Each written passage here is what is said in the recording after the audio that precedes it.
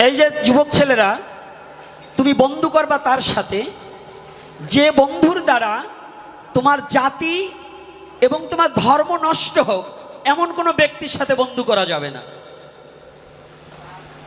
এই মায়েরা, আপনার মেয়েকে বান্ধবী করে দিতে হবে একজন শুদ্ধ ভক্তের সাথে।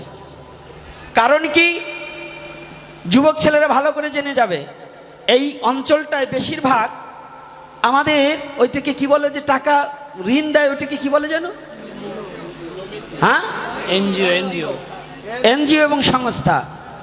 এই এনজিও লোন যারা আনেন, আপনার বাড়িতে যুবতী মেয়ের কাছে টাকা দিয়ে আপনি অন্যত্র চলে যাবেন, আর যুবতী মেয়ে দিয়ে এই লোনের টাকা পরিশোধ করবার জন্য এনজিওর কর্মচারী আসলে পরে তাকে টাকা দিতে যাবেন, দোয়াবেন আপনার যুবতী মেয়েকে দ্বারা, এইটা যারা দিবেন তারা 1 নম্বরে গাধা। এই করে আমার সনাতন ধর্মের অনেক রামশীল অঞ্চলে এই রকম ভাবে অনেক, ওই যে আমার ছেলেটা যখন লেখাপড়া করে, ও যখন রামশীল কলেজে পড়ে, এই দুর্ঘটনাগুলো ঘটেছিল। তাই আমি আপনাদের চরণে হাত রেখে বলে যেতে চাই, আপনার দায়িত্বটা আপনার গ্রহণ করতে হবে। ঋণ নেবেন, কিন্তু ঋণটাকে পরিশোধ করবার সময় আপনার যুবতী কন্যাকে দ্বারা পর যুবকের হাতে টাকা তুলে দেওয়ার জন্য পাঠাবেন না। 1 দিন 2 দিন 3 দিন করতে করতে একদিন হরিবোল হয়ে যাবে। কি সাধু বাবা, হয় কি না? হয়তো। তাহলে এটা যদি আপনি সচেতন না হন, এজন্য দায়ী কি সাধু না আপনি? কারা দায়ী? যাক, এইবার শ্রীল সুখদেব গোস্বামী প্রভুপাদ সর্পত্যাগী। আমি আলোচনা ছাড়বো না, ওখানেই যাব। সর্পত্যাগী। তাহলে আজকে কে বন্দনা করছে? কে বন্দনা করছে? ব্যাসদেব। ব্যাসদেবের বাবার নাম জানো কি? পরাশর। পরশের বাবার নাম জানো কি? হ্যাঁ, বাবা। আচ্ছা, শক্তির বাবার নাম তো মনে হয় অনেকে না, এত সহজ না। তাহলে শক্তি আছে, পরাশর আছে, ব্যাসদেব আছে। ব্যাসদেবের ছেলে হচ্ছে সুখদেব। তা শক্তি পর্যন্ত করে জোরে দাঁড়িয়ে আছে। কেন দাঁড়িয়ে আছে? একটা বস্তুর জন্য। শ্রীল সুখদেব গোস্বামী প্রভুপাদ তিনি কিন্তু অজনী সম্ভাবা, ব্যাসদেব জনী সম্ভাবা, কিন্তু সুখদেব কি ভাগবত বক্তা। এই পাঠক আছে 3-4 জন, কিন্তু 4-5 জন আছে, আমি না জানা মতে আরো থাকতে পারে, এই আমার কাজ দিয়েও দেখছি কিছু আছে। তো এই পাঠকদের জিজ্ঞাসা করছি, যে ব্যাসদেবের কথা আসছে বর্ণনা জনিভেদ করে আসছে, কিন্তু শ্রীল সুখদেব গোস্বামী কি জনিভেদ করে এসেছে? কি সাধু বাবা, অজনী সম্ভাবা নয়? আচ্ছা, অজনী সম্ভাবা তিনি কত বছর ছিলেন? আচ্ছা, 16 বছর কেউ থাকতে পারে? কি করেছিল? আপনাদের যদি কোনো ভিন ধর্মের লোক আপনাদের ছেলেদের প্রশ্ন করে, যাই 16 বছরের একটা বাচ্চা গর্ভে থাকে, সে কি করে থাকে? 16 বছরের একটা যুবক, আসলে এটা অসম্ভব, কিন্তু সনাতন ধর্মে সম্ভব। বলে কেন? সনাতন ধর্মে 2টো দেহ নিয়ে মানুষ থাকে, একটা স্থূল দেহ আর একটা সূক্ষ্ম দেহ। কয়টা দেহ রে বাবা? এটার নাম সনাতন ধর্ম, এই ফ্যান খাওয়া ধর্ম না, বুঝলো না? এটা ঘি খাওয়া ধর্ম, ঘি খাইয়ে সাধনা করতে হয়। আর 1 কেজি ঘির এখন দাম আছে, কি মিথ্যা নাকি? তাহলে এখানে কি বলছে? 2টো দেহ। সনাতন ধর্মে কয়টা দেহ একটা মানুষের? একটা স্থূল আর একটা সূক্ষ্ম। বাবা বাবা, গৌর হরি বল, আমার ওই বাবাটা খুব রায় দিচ্ছে। তাহলে 2টো দেহ। তাহলে ভজন কি সূক্ষ্ম দেহে না স্থূল দেহে? কোন দেহে ভজন? এই স্থূল দেহটাকে পরিত্যাগ করে, চর্মচক্ষু বন্ধ করে, গুরু যে নাম দেবে, নাম জপিতে জপিতে সূক্ষ্ম দেহটাকে পরিত্যাগ করে করে স্থূল দেহ নিয়ে ভজন করিতে হয়। ওই স্মরণে করিতে করিতে যখন ওই সূক্ষ্ম দেহ নিয়ে রাধা গোবিন্দের শ্রীপাদ পদ্মে পৌঁছায়, তখন এই মানুষই দেবতায় উন্নত হয়ে যায়। এত নয়, এজন্য বলছে কি, ও বিশ্বাস করবি যদি কর, মানুষ ধরবি যদি ধর। ও বিশ্বাস করবি যদি কর, মানুষ ধরবি যদি ধর। বিশ্বাস করবি যদি কর, মানুষ ধরবি যদি ধর। ওরে এই মানুষের মধ্যে আছে সেই মানুষের ঘর।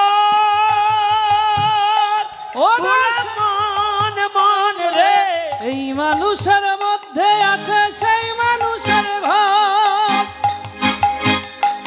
ভোলা মন মন রে, এই মানুষের মধ্যে আছে সেই মানুষের ঘর।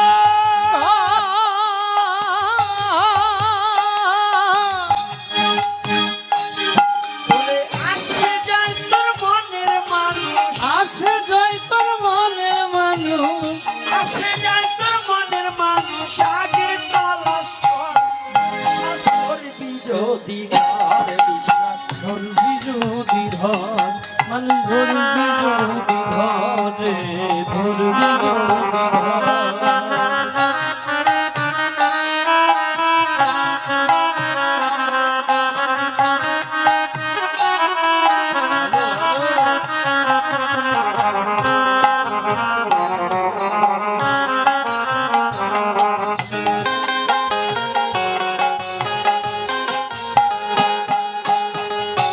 আস্তে। এই মানুষের মধ্য আছে সেই মানুষের কি ঘর। ড্রাইভার আর গাড়ি যেমন একটা দেহ নয়, দেহটাকে পরিচালনা করে দেহি, এটা সনাতন ধর্মে কয়।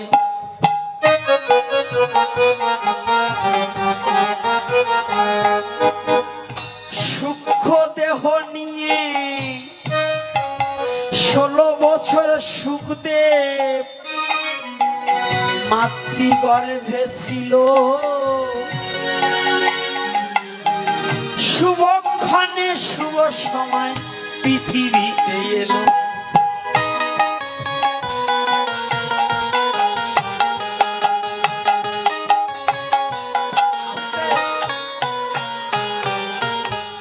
দাঁড়া বাবা,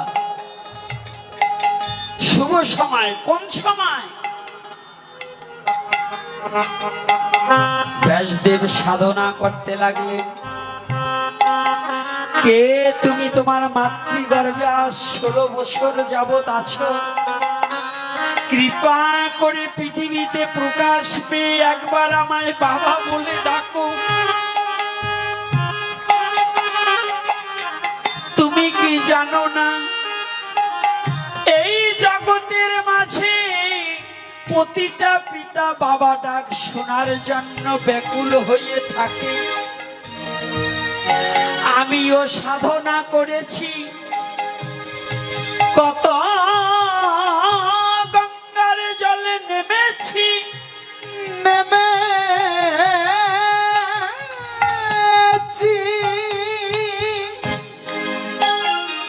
একটা পুত্র কামনা করেছি,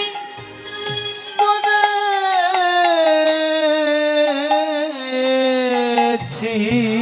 একটা পুত্র। পুত্র খালি মা বাবা জন্ম দিলে পশুতেও সন্তান জন্ম দেয়, আর মানুষেও সন্তান জন্ম দেয়। মানুষের আর পশুর মধ্যে পার্থক্য এখানে, যদি পশুর সন্তান জন্ম দেয় তারা ভগবানের কাছে চেয়ে আনে না, আর মানুষের ভগবানের কাছে চেয়ে আনতে হয়, আমাকে একটা সুসন্তান দাও।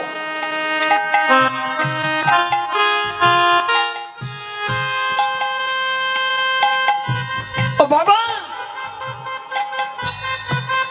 ও মা,